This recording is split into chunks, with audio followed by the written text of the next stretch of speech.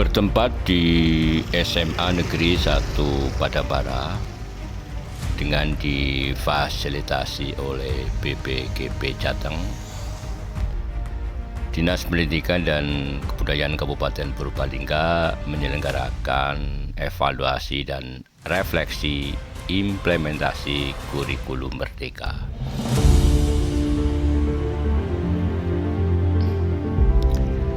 Keterlaksanaan sebuah kurikulum tidak mungkin secara sempurna langsung bisa dilaksanakan, tetapi secara bertahap. Oleh sebab itu, evaluasi dan refleksi perlu sangat kita lakukan.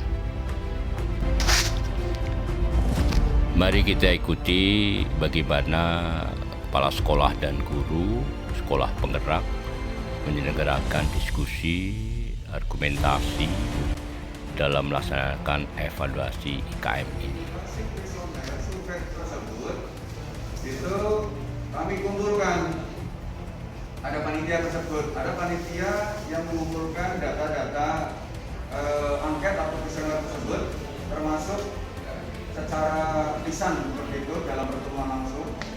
Selanjutnya nanti muncul kata-kata yang paling sering gitu, modusnya keluar. Itu ada kalimat-kalimat atau kata-kata kunci yang sering muncul. Itu adalah harapan bukti nyata, harapan dari mereka. Ini survei nyata, harapan mereka. Tapi tadi yang dilibatkan pendidik, orang tua. Mudah dilaksanakan, mudah pemilihan antara pertama dua karena sudah biasa.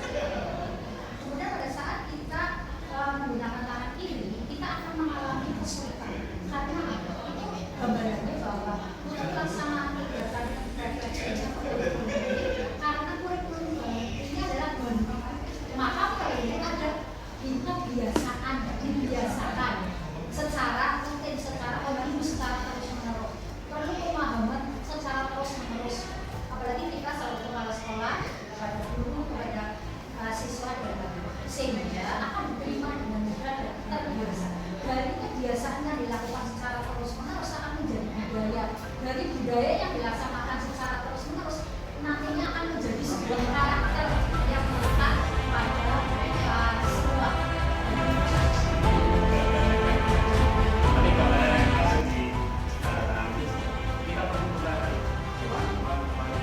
Jadi nggak mungkin kita melaksanakan kurikulum Merdeka seperti bulan gitu ya. Sering saya sampaikan gitu ya, pada bapak itu begitu nih. Saya menyadari nggak mungkin kita melaksanakan kurikulum terus bebok bisa semuanya. Perlu ada tahapan. Nah, kita sudah tahu kita ini apa perubahannya, bagaimana kita ke depan agar kurikulum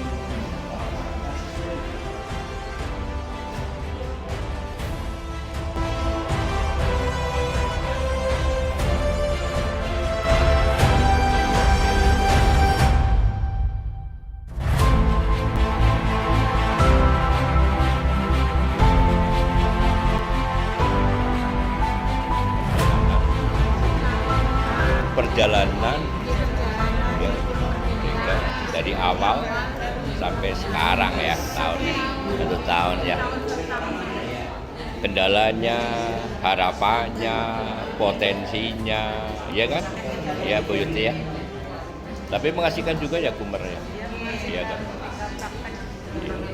Apalagi bagi guru-guru yang masih muda seperti ini ya Bu. Luar biasa Pak, Luar biasa. Bapak dari dua. Ini sedang membuat apa ini?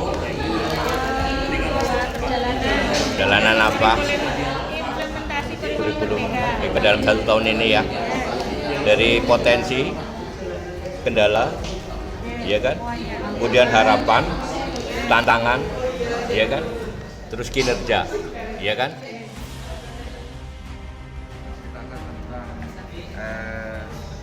Proses pelaksanaan kurikulum Merdeka dari awal, langkah kita dari awal kita perjalanan, kita menemukan berbagai macam kendala dan mungkin ada keberhasilan dan kekurangan. Masuk harapan lah ya. Ya, harapan-harapan untuk kurikulum Merdeka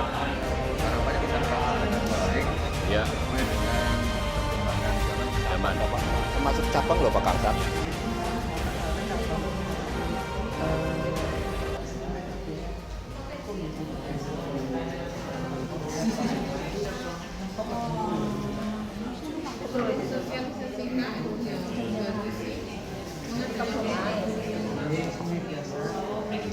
Hambatan-hambatan jangan lupa potensi, fokus, harapan, potensi dan sebagainya kan harus ada, ya kan? Ya Pak Kangsat, harapan potensi ada, ya kan? Prospeknya bagaimana?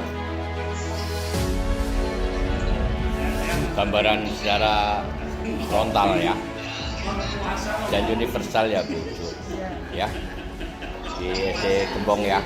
Jadi kan tantangannya berbeda-beda kan, ya kan? Berbeda-beda kan? Itulah yang menjadikan semakin menantang, semakin menarik, ya kan? Ya.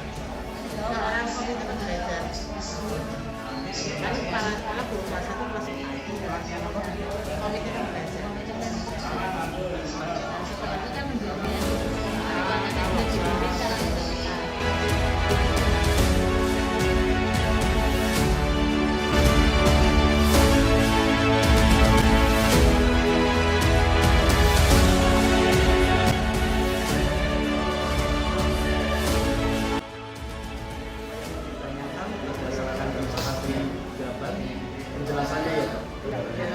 Terima kasih. Mulai dari awal. Ya, pada gambar ini dapat diilustrasikan bagaimana pelaksanaan implementasi Merdeka di SD Negeri 2 Bogor. Nah, kepala sekolah beserta Dewan Pembina akan membawa bagaimana pelaksanaan implementasi Merdeka. Ini sebagai aset yang luar biasa. Setiap fase kelas A, B, C untuk mencapai visi sekolah, untuk mencapai tujuan profil pelajar sepanjang hayat, ternyata setiap fase mempunyai yang digambarkan dalam tabu-tabu bagaimana kelas fase A bisa menuju ke fase B. Perlu tantangan karena tidak semua anak mempunyai pencapaian yang sama. Itulah diferensiasi yang harus kita menghormati anak yang low, anak yang sedang, agar bisa mencapai tujuan belajar, agar anak bisa mencapai ATP supaya bisa naik. Sampai mendapatkan pergerakan untuk meningkatkan tingkat lancar dan ini untuk memudahkan dari isi pembelajaran berparadigma baru. Kemudian hampir tenggelam ini kami tidak putus asa, tidak menyerah, jadi tetap bantuan guru, komite sekolah, kemudian orang tua siswa juga sangat mendukung program-program kami. Dan alhamdulillah ini Oktober ceria, jadi September ceria. Oktober apa September? Oktober ceria karena poskim kami turun. Oke. Yang saat itu kami sudah hampir menyerah ya lah, mungkin tidak berubah poskim karena sampai dengan bulan September kami ini, jadi perahu kami hampir tenggelam Agustus September. Nah kemudian sehingga kami bisa memenuhi syarat. Hanya di sini poskim turun tanggal 18 Oktober harus habis tanggal 15. Misalnya sering terlambat, gaji kami sudah butuh, ternyata belum keluar dari mana ini? Berarti bosnya ya? Jadi berikutnya hal baiknya, alhamdulillah ini hal baiknya karakter yang membudaya. Jadi kami melakukan pembiasaan setiap saat secara variasi dari hari Senin sampai Sabtu, gitu. Senin hari Sabtu ada tentang religi, variasi. Kalau ya bervariasi Senin diselingi nanti Rabu itu kebiasaan hafalan dan tafsir sholat. Selanjutnya ada qiraah bagi mereka yang sudah baca Al-Quran dan ikro per jilid mereka yang belum bisa baca Al-Quran. Itu sesuai dengan visi misi sekolah ya? Jadi branding kami juga, Branding. branding kami adalah religi berprestasi. Iya, iya, iya. Maknanya religi tadi adalah seluruh tantangan dasar penyelenggaraan pelaksanaan pendidikan itu dilandasi dengan nilai-nilai agama. Prestasi bahwa kami pun walaupun sekolah kecil berupaya penuh untuk selalu berprestasi. Kemudian dari semua ini ada kehebatan kami berkat dari Pak Sudi. Adanya kemampuan IT guru yang masih rendah, beberapa saja, mungkin hanya 2 atau 3, tapi menurut kami itu sudah kehebatan. Jadi ketika kita mau melaksanakan sesuatu menggunakan IT, jadi terhambat. Tidak semuanya terasa. Kemudian rendahnya motivasi belajar siswa karena di lingkungan kami banyak siswa yang menunjukkan ke bahnya. Jadi orang tuanya itu banyak yang merantau dari di rumah banyak, di sekolah sudah belajar, di rumah kurang pengawasan dari wali di rumah. Kemudian guru Dulunya ekstrakurikuler, ekstrakurikuler guru. Tapi ada juga yang mengadmisi guru bahasa Inggris gitu. Kan guru kelas kan belum menguasai, sampai ada yang menguasai dan yang dari saya itu mantap bahasa jamnya juga berarti dikurangi bahasa Inggris, tapi tetap masing Itu bahasa Inggris masuk mata pelajaran apa? Pilihan? itu pilihan Blok ya? Selain bahasa Jawa? yang seharusnya kan di IKN kan hanya kelas 1 dengan kelas 2. Iya. Tapi saya minta cuma untuk Bahasa Inggris. mengajarkan supaya nanti kesannya tidak berandul gitu loh. Itu termasuk kebinekaan global. Itu kan ada keragaman budaya dan keragaman bahasa. Jadi Kembang Satu mau bahasa Inggris luar biasa. Iya kan? Mantap kan? Dan saya kira, saya setuju dengan ibu bapak semua. Sebenarnya loh, pertama mindset kita dulu.